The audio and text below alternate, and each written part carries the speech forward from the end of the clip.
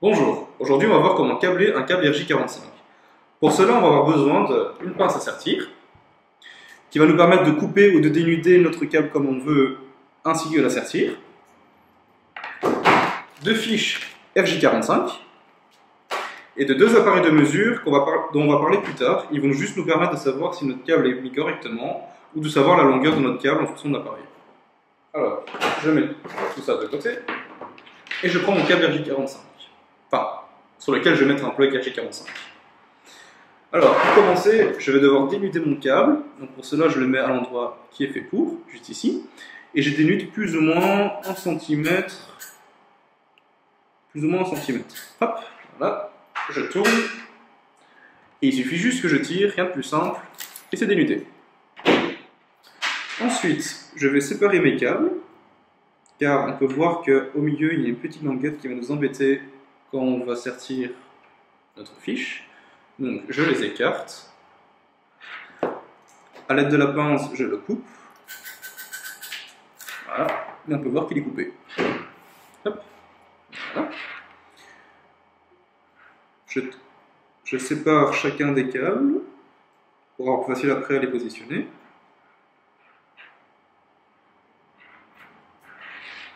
Hop. Voilà. Et maintenant, il faut les placer dans un certain ordre. Alors, l'ordre est suivant. L'orange est blanc, l'orange, le vert est blanc qui se trouve ici. Hop. Le vert est blanc,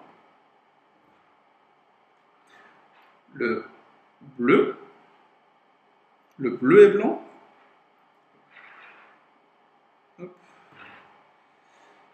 C'est pas facile quand on a des gros doigts, je vous préviens. Voilà. Ensuite, le bleu et blanc, on a le vert. Après le vert, on a le brun et blanc, et ensuite le brun. Donc voilà, ça donne ça. Je vous montre. Ça donne ceci.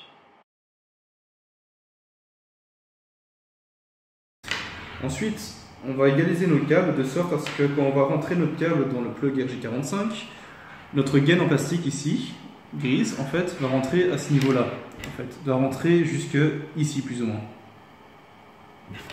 Donc du coup, on estime plus ou moins pour voir si ça rentre. Là, en l'occurrence, ça va être trop grand, donc je prends ma pince et je coupe.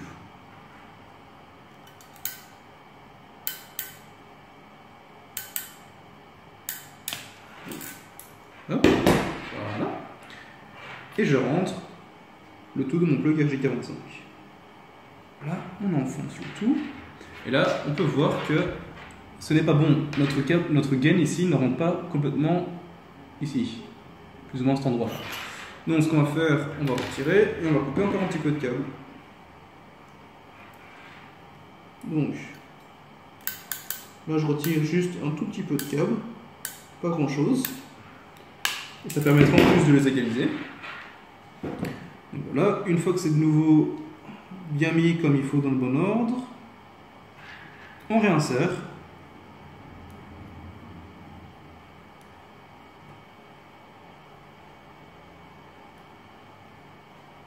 Voilà. On vérifie que les couleurs sont bien au bon endroit, voilà. Et ici on peut voir que c'est bon parce que notre gaine ici rentre ici, jusqu'ici plus ou moins. Ensuite, pour sertir, on rentre notre fiche RJ45 au bon endroit sur notre pince à sertir, ici, et on serre.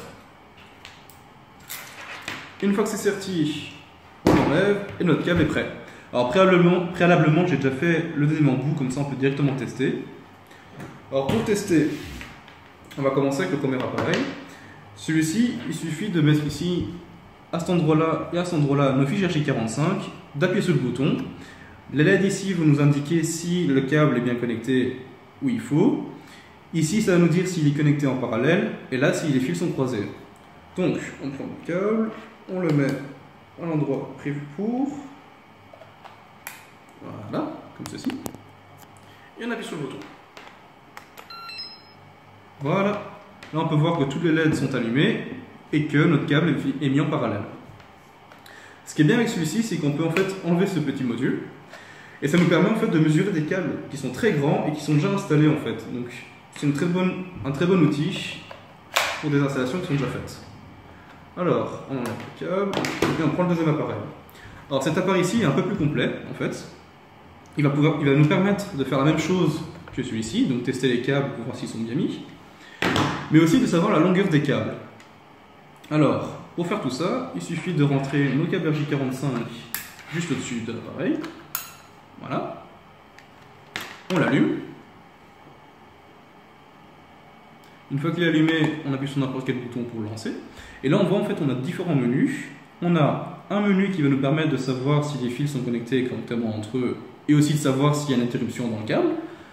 Le deuxième menu nous permet de savoir la même chose que le premier, mais en plus de cela, de savoir la longueur par câble, donc par fil. Le troisième nous permet de savoir si on a bien câblé un câble coax en fait, donc ça n'a rien à voir avec ce qu'on fait pour l'instant. Et le quatrième nous permet de faire quelques réglages dans l'appareil. Là, on va s'attarder sur le premier menu. On se met sur le premier menu et on appuie sur Enter, enfin Entrée. Là, on voit que ça charge.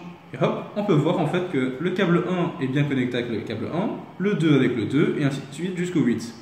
On peut voir au milieu qu'il n'y a que des traits, pas de croix, donc ça veut dire que nos câbles sont bien mis l'un avec l'autre. Voilà. Un grand merci d'avoir regardé cette vidéo, et à la prochaine!